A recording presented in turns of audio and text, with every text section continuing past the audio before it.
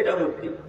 আপনি কত বড় বেহায়া, আপনার ছেলের জন্য সব করে একটা ছোট কুর্সি মানে ছোট চেয়ার কিনে নিয়ে এসেছেন, সেই চেয়ারের 2 হ্যান্ডেলে সুপর ছাপা আছে। সুপর দেখেননি?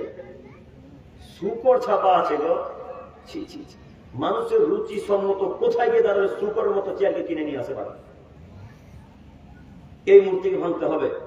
আজ থেকে 20 বছর আগে বিবাহ করেছিলেন আপনারা, সেই বিবাহের প্রথম দিনে আপনার স্বামী স্ত্রী মিলে সব করে একটা ক্যামেরাতে ফটো তুলেছিলেন।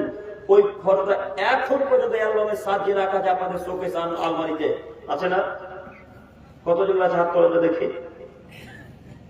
কেউ হাত তুলবে না, একটু লজ্জা তুলতে হবে না, হাত তুলতে হবে না, ওইভাবে থাকেন, বক্তব্য শুনে আমল করার চেষ্টা করেন। একটু আমার দিকে তাকান।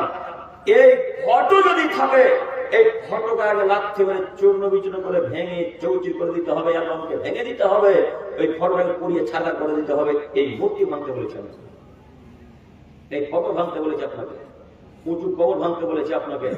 আমি আপনাকে হিন্দু ভাইদের মূর্তি ভাঙতে বলিনি। সম্মানিত মুরব্বী সাহেব, সম্মানিত ভাই, আমি আপনাকে অনুরোধ করে বলি, আজকে যা হওয়ার হয়ে গেছে। এর পরবর্তীতে যদি আমরা প্রোগ্রাম করি, তাহলে অন্তত মূর্তি কেনা বেচা করতে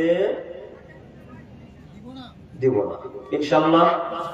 ইনশাআল্লাহ। আল্লাহ তুমি আমাদেরকে সঠিক বুঝা তৌফিক দান করো, সকলে বলি আমিন।